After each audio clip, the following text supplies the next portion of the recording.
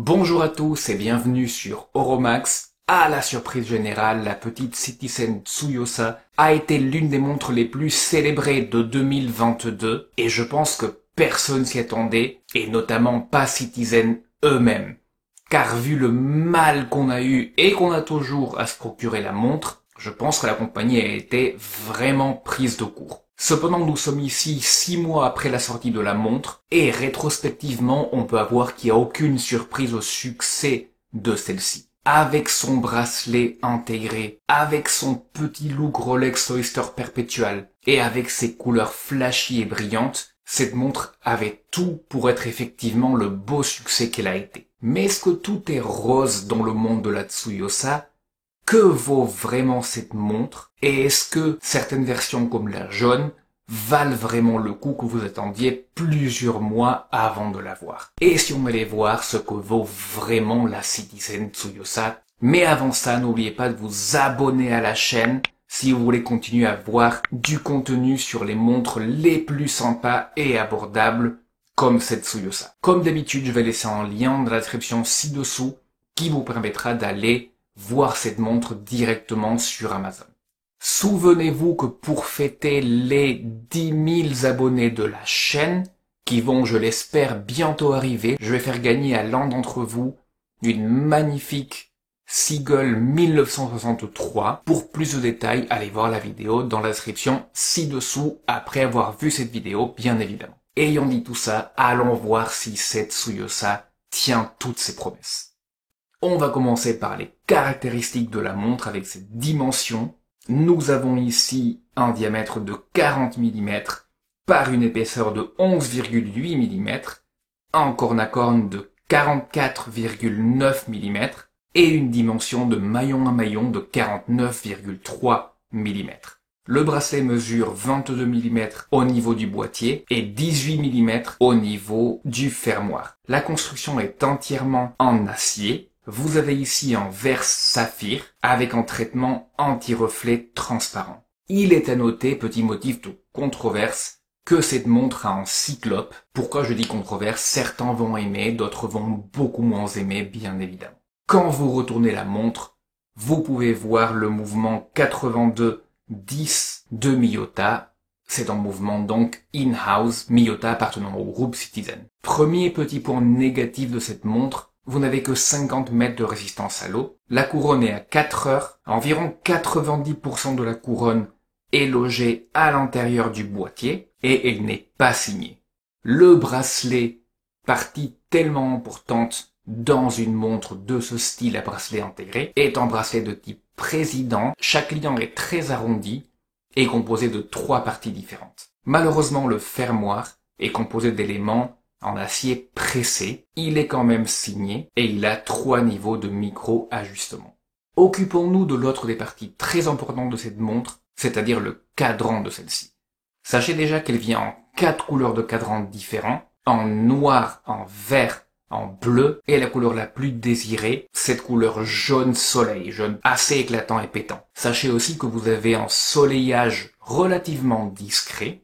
Sur la partie supérieure du cadran, vous avez Citizen imprimé en lettres noires et sur la partie basse du cadran, uniquement automatique imprimé également. Pas beaucoup de lignes imprimées, exactement ce qu'il faut, les puristes vont adorer. Vous avez bien sûr la date à 3 heures, les index qui sont appliqués, ce sont des bâtons qui sont doublés à midi et à 6 heures. Les indicateurs de secondes sont imprimés à la périphérie de ce cadran. Et à chaque heure, un petit point lumineux vient prolonger les index. Les aiguilles sont 2 bâtons simples, mais faits en acier poli, segmentés en 2, avec la moitié extérieure recouverte de matériel luminescent. La luminescence est très bonne pour ce type de montre, au moins aussi bonne que sur la Tissot PRX. La luminescence est verte, je ne sais pas exactement de quelle luminescence il s'agit. Est-ce que c'est du Superluminova? Est-ce que c'est du LumiBrite de Seiko? En tout cas, le matériel est vert et il fonctionne très bien. L'application est uniforme et généreuse. Parlons de la finition de cette montre. Point très important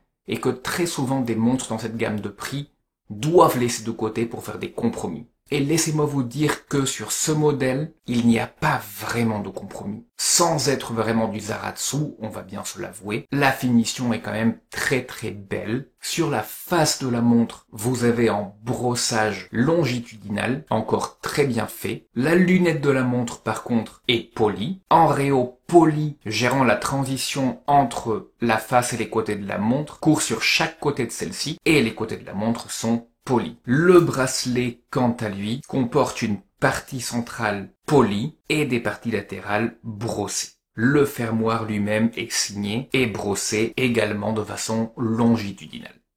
Quand vous retournez la montre, vous tombez nez à nez avec le mouvement Miyota 82-10. Sachez que Miyota est dans le processus de rajouter l'arrêt seconde dans ce type de mouvement. Donc, il se peut que vous receviez des versions avec l'arrêt seconde, il se peut que vous en receviez sans. Les deux coexistent et, à ma connaissance, il n'y a pas vraiment moyen de savoir laquelle vous aurez.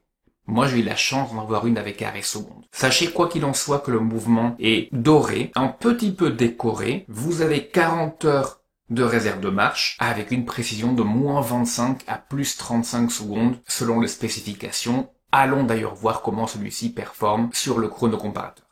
La performance de ce mouvement spécifiquement n'est pas forcément géniale. Je dis pas qu'ils seront tous comme ça, c'est une histoire de chance aussi. Nous sommes entre moins 14 et plus 18 sur différentes positions. Ce n'est pas catastrophique, mais ce n'est pas génial non plus.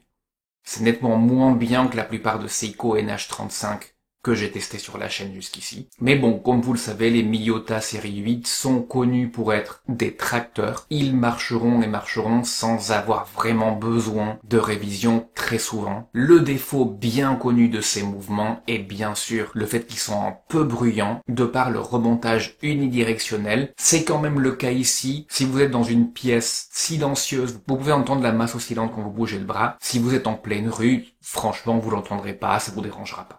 Pour résumer, que pensez donc de cette Tsuyosa? Est-ce que c'est vraiment tout ce qu'on nous promettait? Est-ce que ça vaut le coup d'attendre autant pour l'avoir et de payer 300 €? Ou est-ce que par exemple, vous pouvez mettre 300 € de plus de côté et attendre d'avoir une PRX? Les aspects positifs de cette montre sont bien sûr d'être la saveur du moment. Tout le monde veut sa montre à bracelet intégré et celle-ci est quand même très réussie pour son petit prix de 300 €. Elle intègre beaucoup d'éléments d'autres montres, un petit peu trop certains penseront, moi je pense que non. Je pense qu'elle fait vraiment un bon mariage entre différents éléments tout en retenant sa personnalité. La construction est bien solide et bien faite. Pas de feeling cheap sur celle-ci. Au contraire, c'est une montre très solide et malgré le fermoir en métal pressé, elle garde cette impression de solidité. Puis c'est une montre très bien finie pour la gamme de prix, que ce soit sur le boîtier ou sur le bracelet. Mais bien sûr, les parties négatives sont aussi là. À peine 50 mètres de résistance à l'eau.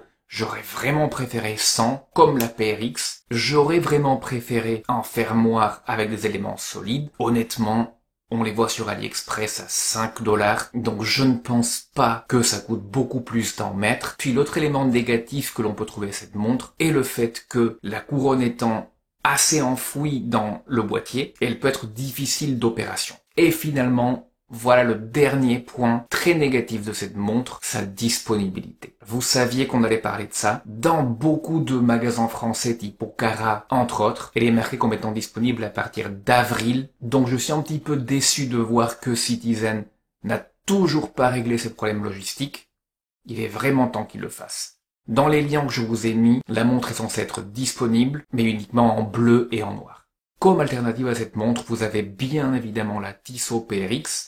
La version Quartz est à peu près au même prix que celle-ci, à peine plus chère. Si vous voulez l'automatique, par contre, elle est à environ 650 à 700 €, donc plus de 2 fois plus cher que celle-ci. Je dirais que la PRX est quand même bien supérieure dans le mouvement, avec ses 80 heures de réserve de marche. Mais très honnêtement, si cette montre vous tente, elle est bien faite, bien construite. Pour 300 €, vous n'allez pas vous ruiner non plus. Si elle vous plaît pas, vous pouvez toujours la revendre, c'est une montre qui reste désirable. Voilà pour la vidéo, j'espère qu'elle vous a été utile. N'oubliez pas de vous abonner à la chaîne pour continuer à voir des montres abordables et superbe. Quant à moi, je vous dis à très bientôt.